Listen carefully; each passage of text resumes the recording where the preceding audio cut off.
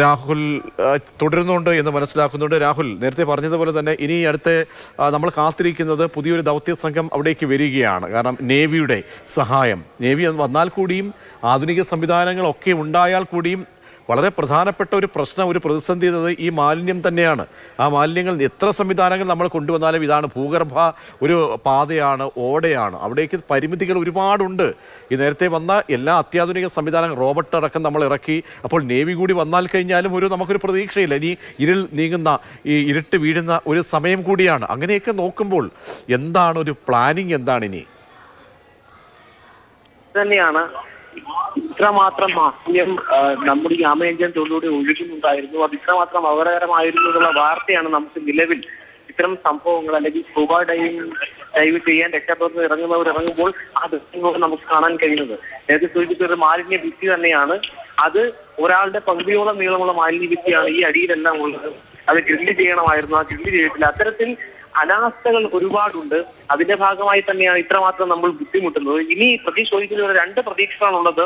ഒന്ന്, super sucker machine വരുമ്പോൾ 160 metre വ്യാപകമായി നമുക്ക് മാലിന്യം വലിച്ചെടുത്ത് തിരയാൻ കഴിയും എന്നുള്ളൊരു സാധ്യതയാണ്. അതിനപ്പുറത്തേക്ക് നാവികസേനയുടെ ഭാഗമായി എത്തുന്ന ഡൈവർമാർ എത്തുമ്പോൾ മാറ്റം ഉണ്ടാകാൻ സാധ്യതയുണ്ടെന്നുള്ളതാണ്. രണ്ട് ഘട്ടങ്ങൾക്കും പ്രതിസന്ധിയായി നിൽക്കുന്നത് ഇത്രമാത്രം വ്യാപകമായി ഇവിടെ ഒഴുകി നടക്കുന്ന, തങ്ങിക്കൂടി നിൽക്കുന്ന മാലിന്യം തന്നെയാണ് എന്നുള്ളതാണ്. ഈ മാലിന്യം നീക്കം ചെയ്യാൻ കഴിയാത്തത് തന്നെയാണ് ഇപ്പോൾ നിലവിൽ ഇപ്പോഴുള്ള 35 പേരടങ്ങുന്ന സംഘം നേരിടുന്ന ഏറ്റവും പ്രധാനപ്പെട്ട വെല്ലുവിളി. അവർ ഓരോ പ്രദേശത്തേക്ക് ഇറങ്ങുമ്പോൾ കൃത്യമായി അവർ അല്പദൂരം പോയി കഴിയുമ്പോൾ ഈ മാലിന്യ ഭിത്തിയാണ് അഭിമുഖീകരിക്കേണ്ടി വരുന്നത്. അത് തകർക്കാൻ ശ്രമിക്കുമ്പോൾ മാലിന്യത്തിന്റെ പല ഭാഗങ്ങളും അവർ ദേഹത്തേക്ക് വീഴുന്ന കാഴ്ച പോലും നമ്മൾ കണ്ടു. അതുകൊണ്ട് അവരുടെ ജീവനും വിലപ്പെട്ടതായതുകൊണ്ട് അവർ കൃത്യമായ മുൻകരുതലോടുകൂടിയാണ് ഇറങ്ങുന്നത്. 3ാം പ്ലാറ്റ്ഫോമിൽ ഇറങ്ങിയ അതേ വേഗതയിൽ അവർക്ക് ഇറങ്ങാൻ സാധിക്കില്ല. കാരണം അത്രമാത്രം മാലിന്യം അടിയിലൂടെ ഒഴുകി പോകുന്നുണ്ട്. ഇപ്പോൾ മഴ പെയ്യുന്നുണ്ട്. മഴ ശക്തിയായി പെയ്താൽ അത് രക്ഷാദൗത്യത്തെ ബാധിക്കാനുള്ള സാധ്യതയുണ്ട്. ഇപ്പോൾ നിലവിൽ നല്ല മഴ പെയ്യുന്നുണ്ട് ഇവിടെ. അപ്പോൾ ഇപ്പോഴും താഴെ ആ വലിയ സ്ലാബിനടിയിൽ മനുഷ്യരാണുള്ളത്. 6 മനുഷ്യർ രക്ഷാപ്രവർത്തനത്തിന്റെ ഭാഗമായി താഴെ നിൽക്കുകയാണ്. അവർക്ക് മുന്നിൽ മാലിന്യങ്ങൾ നിറഞ്ഞൊരു വലിയ ഭിത്തിയുണ്ട്. അത്തരത്തിൽ പ്രജീഷ് സൂചിപ്പിച്ചതുപോലെ പ്രതീക്ഷയാർന്നൊരു വാർത്തയ്ക്കാണ് നമ്മൾ കാത്തിരിക്കുന്നത്. പക്ഷേ ആ പ്രതീക്ഷയ്ക്ക്, ആ മോഹത്തിന് ഭംഗം വരുത്തുന്ന തരത്തിലുള്ള വലിയ പ്രതിസന്ധികളാണ് മാലിന്യത്തിന്റെ രൂപത്തിൽ ഈ പറയുന്ന മാൻഹോളിന് സമീപവും ടണലിന് സമീപവും ഉള്ളത്. അമലൊപ്പമുണ്ടോ രാഹുൽ? കാരണം പുതിയതായിട്ട് എന്തെങ്കിലും ഡീറ്റെയിൽസ്, കാരണം നിങ്ങൾ രണ്ടുപേരും 2 ദിശയിലൂടെയൊക്കെ തന്നെയാണ് കഴിഞ്ഞ ദിവസം മുതൽ നമ്മൾ ഓരോ റിപ്പോർട്ടേഴ്സ് നിന്നുകൊണ്ടാണ് ഓരോ വിവരങ്ങൾ പ്രേക്ഷകരിലേക്ക് എത്തിച്ചുകൊണ്ടിരിക്കുന്നത്. അപ്പോൾ പുതിയ അപ്ഡേറ്റ്സ് വളരെ പ്രധാനപ്പെട്ടതാണ്. കാരണം നമ്മളിങ്ങനെ പറഞ്ഞുകൊണ്ടേയിരിക്കുന്നു.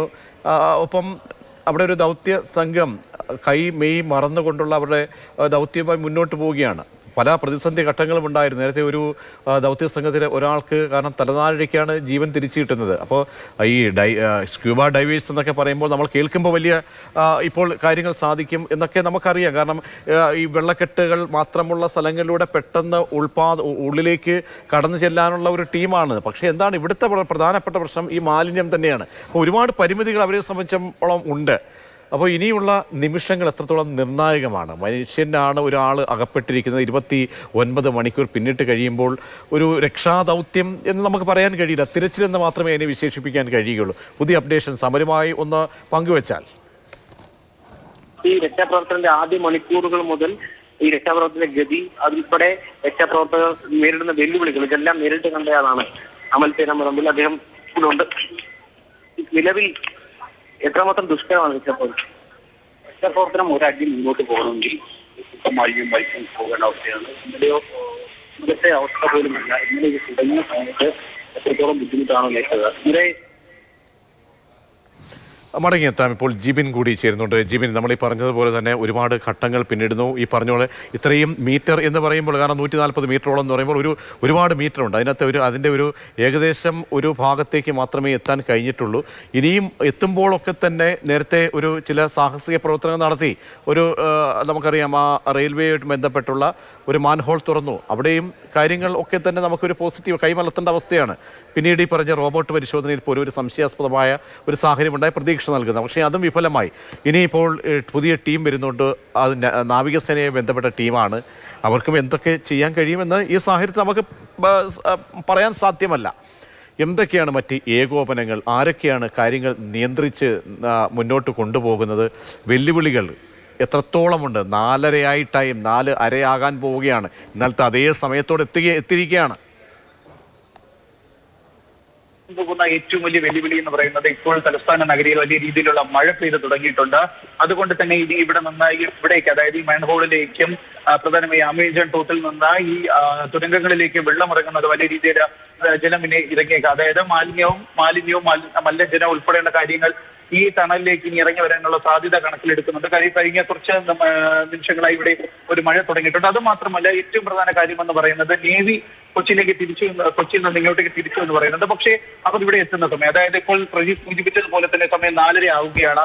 ഇനി ഏകദേശം 1 മണിക്കൂറോ 1.5 മണിക്കൂറോ പിന്നിട്ട് കഴിഞ്ഞാൽ ഇവിടെ ഇരുട്ട് വീഴുന്ന ഒരു സാഹചര്യമുണ്ട്. അത്തരത്തിൽ ഇരുട്ട് കൂടി വീണ് കഴിഞ്ഞാൽ ഒരു കാരണവശാലും നേവിക്ക് ഇന്ന് ഈ തുരങ്കങ്ങളിലേക്ക് പ്രവേശിച്ചുകൊണ്ട് ഇത്തരത്തിൽ ഈ ഒരു രക്ഷാദൗത്യവുമായി മുന്നോട്ട് പോകാൻ സാധിക്കുകയില്ല. അതുകൊണ്ട് തന്നെ നാളേക്കായിരിക്കും അവരുടെ ഒരു രക്ഷാദൗത്യവുമായി ഈ ജോലിയെ കണ്ടെത്തുന്നതിന് വേണ്ടിയിട്ടുള്ള ശ്രമം നേവിയുടെ ഭാഗത്ത് നിന്ന് ആരംഭിക്കുക. ചിലപ്പോൾ നാളെ മാത്രമായിരിക്കാനാണ് സാധ്യത. എന്തായാലും ഇപ്പോൾ ഇവിടെ നിലവിൽ ജില്ലാ ഭരണകൂടത്തിന്റെ നേതൃത്വത്തിലാണ് ഈ ജോലിക്ക് വേണ്ടിയിട്ടുള്ള തിരച്ചിൽ നടത്തുന്നത്. അതിന് നേതൃത്വം നൽകുന്നത് NDRF തന്നെയാണ്. NDRFന്റെയും അതുപോലെ തന്നെ സംസ്ഥാനത്തെ സ്കൂബ ഡൈവിംഗ് സംഘത്തിന്റെ, ഫയർഫോഴ്സിന്റെ നേതൃത്വത്തിലുള്ള സംഘം തന്നെയാണ് ഇപ്പോഴും പരിശോധന നടത്തിക്കൊണ്ടിരിക്കുന്നത്.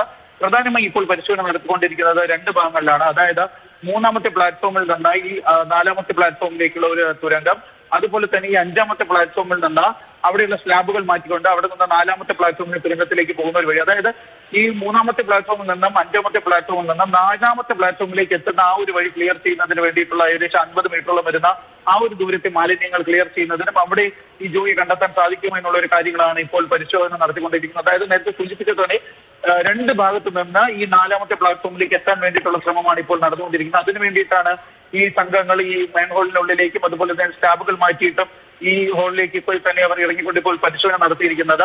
ഇന്ന് ഉച്ചവരെയുള്ള സമയത്ത് ജോലി കാണാതെ സ്ഥലത്ത് നിന്ന് അകത്തേക്ക് റോബോട്ടിനെ ഇറക്കിക്കൊണ്ടുപോയി ക്യാമറ ഉപയോഗിച്ചുള്ള പരിശോധന. അതിൽ പ്രകാരം രാവിലെ ഇത്തരത്തിൽ മനുഷ്യ രൂപത്തോട് സാദൃശ്യമുള്ള എന്തോ ഒന്ന് ഈ ക്യാമറയിൽ കണ്ട പോലെ ഇന്ത്യൻ റോബോട്ടിക് വിഭാഗം അറിയിക്കുകയും അതിനെ തുടർന്ന് സ്കൂബ ഡൈവിംഗ് സംഘം ഇതിനകത്തേക്ക് എത്തി പരിശോധന നടത്തുകയും ചെയ്യുകയുണ്ടായി. പക്ഷേ ആ പരിശോധനയുടെ ഭാഗമായി 2 തവണ ഈ ഒരു 2 അംഗ സംഘം വീതമുള്ള സ്കൂബ ഡൈവിംഗ് ടീം അതിനകത്തേക്ക് പോയി പരിശോധന നടത്തിയെങ്കിലും ഇന്ത്യൻ റോബോട്ടിക്സ് പ്രകടിപ്പിച്ച ആശങ്ക പോലെ തന്നെ അവരുടെ സംശയങ്ങളൊന്നും സാധൂകരിക്കുന്ന തെളിവുകളൊന്നും തന്നെ കിട്ടിയില്ല. ഇതിന് ശേഷമാണ് ഇവർ ഈ 5ാമത്തെ പ്ലാറ്റ്ഫോമിന് സമീപത്തുന്നത്, അതായത് ഈ തുരങ്കം അവസാനിക്കുന്ന സ്ഥലത്ത് നിന്ന് ഈ അമേരിക്കൻ ടോട്ടിലേക്ക് മാലിന്യം ഒഴുകുന്ന ആ ഒരു സ്ഥലം കേന്ദ്രീകരിച്ച് അന്വേഷണം നടത്തി. അവിടെ എത്തിയാണ് ഈ 3 മണിയോട് കൂടിയാണ് അവിടെ നിന്ന് ഈ തുരങ്കത്തിലേക്ക് പ്രവേശിക്കുന്ന പാതയിലേക്ക് ഇവരെ ഇറങ്ങിക്കൊണ്ട്, അതായത് സ്കൂബ ഡൈവിംഗ് സംഘം ഈ തുരങ്കത്തിലേക്ക് ഇറങ്ങിക്കൊണ്ടുള്ള ഒരു പരിശോധന നടത്തിയത്. പക്ഷേ ആ ഒരു ശ്രമം വിഫലമാകുന്ന കാഴ്ചയാണ് കണ്ടത്. അതായത് റെയിൽവേ അധികൃതർ ഇവർക്ക് നൽകിയിട്ടുള്ള ഒരു രൂപരേഖ ഉണ്ടായിരുന്നു. അതിൽ പ്രകാരമുള്ള ഡീവിയേഷൻസ് ഒന്നും തന്നെ ഇതിനകത്തില്ല. അതുകൊണ്ട് തന്നെ ഈ ഒരു ഭാഗത്ത് ജോലി അകപ്പെട്ട് ഉണ്ടാവാനുള്ള ഒരു സാധ്യത അവർ തള്ളിക്കളയുകയുണ്ടായി. ഇതിനു ശേഷമാണ് അവിടെ നിന്നുള്ള കുറച്ച് മാലിന്യങ്ങൾ മാറ്റിയതിനു ശേഷം ഈ സ്കൂബ ഡൈവിംഗ് സംഘവും അതുപോലെ തന്നെ NDRFന്റെ സംഘവും ഇപ്പോൾ പ്രധാനപ്പെട്ട ഈ 2 കേന്ദ്രങ്ങൾ കേന്ദ്രീകരിച്ചുകൊണ്ട് അന്വേഷണം നടക്കുന്നത്. അതായത് 3ാമത്തെ പ്ലാറ്റ്ഫോമിന് സമീപത്തുള്ള മാൻഹോളിൽ നിന്ന് 4ാമത്തെ പ്ലാറ്റ്ഫോമിലേക്കുള്ള ആ ഒരു ദൂരം, അതുപോലെ 5ാമത്തെ പ്ലാറ്റ്ഫോമിന് സമീപത്ത് നിന്ന് അവിടെയുള്ള സ്ലാബുകൾ മാറ്റിക്കൊണ്ട് ഈ 4ാമത്തെ പ്ലാറ്റ്ഫോമിലേക്കുള്ള ദൂരം ഏകദേശം 50 മീറ്ററോളം വരും.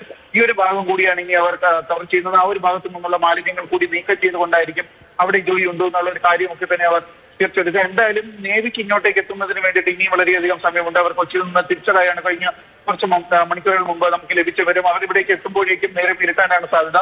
അത്തരത്തിൽ സമയം ഒരുക്കിക്കഴിഞ്ഞാൽ നേവി ഉപയോഗിച്ചുകൊണ്ടുള്ള ഒരു ജോലിയെ കണ്ടെത്തുന്നതിന് വേണ്ടിയിട്ടുള്ള ശ്രമം മുന്നോട്ട് കൊണ്ടുപോകാൻ സാധിക്കുമോ എന്നുള്ള കാര്യമൊക്കെ തന്നെ വലിയ രീതിയിലുള്ള സംശയമുണ്ട്. നേരത്തെ സൂചിപ്പിച്ചതുപോലെ തന്നെ തിരുവനന്തപുരം പ്രദേശത്തെ ചെറിയ മഴയുമുണ്ട്. അത്തരത്തിൽ ഇന്ന് രാത്രിയോടുകൂടി തന്നെ വീണ്ടും മഴ പൂർവാധികം ശക്തിയോടുകൂടി പെയ്യുകയാണെന്നുണ്ടെങ്കിൽ തിരുവനന്തപുരം നഗരത്തിൽ നിന്ന് ഒഴുകിയെത്തുന്ന മലിനജലമെല്ലാം വീണ്ടും ഈ തുരങ്കത്തിലേക്ക് കടന്നു വരികയും ഇവിടെ വീണ്ടും മാലിന്യവും അതുപോലെ തന്നെ മലിനജലവും നിറയുന്ന ഒരു സാഹചര്യം കൂടി ഉണ്ടായിക്കഴിഞ്ഞാൽ ഇവർക്ക് ഉള്ളിലേക്ക് കടന്നുകൊണ്ട് പരിശോധന നടത്തുന്ന കാര്യം വളരെയധികം ദുഷ്കരമായിരിക്കും. അതുകൊണ്ട് തന്നെയാണ് ഇന്ന് രാത്രിയോട് കൂടി തന്നെ, അതായത് മഴ പെയ്യുകയാണെങ്കിൽ രാത്രി മഴ കൂടി പെയ്യാനുള്ള സാഹചര്യം കണക്കിലെടുത്തുകൊണ്ട് തന്നെയാണ് ഇപ്പോൾ NDRFന്റെ സംഘവും അതുപോലെ തന്നെ സ്കൂബ ഡൈവിംഗ് സംഘവും ഒന്നിച്ച് 2 കേന്ദ്രങ്ങൾ കേന്ദ്രീകരിച്ചുകൊണ്ട് ഇപ്പോൾ ജോലിക്കാനുള്ള പരിശോധന നടത്തിക്കൊണ്ടിരിക്കുന്നത്.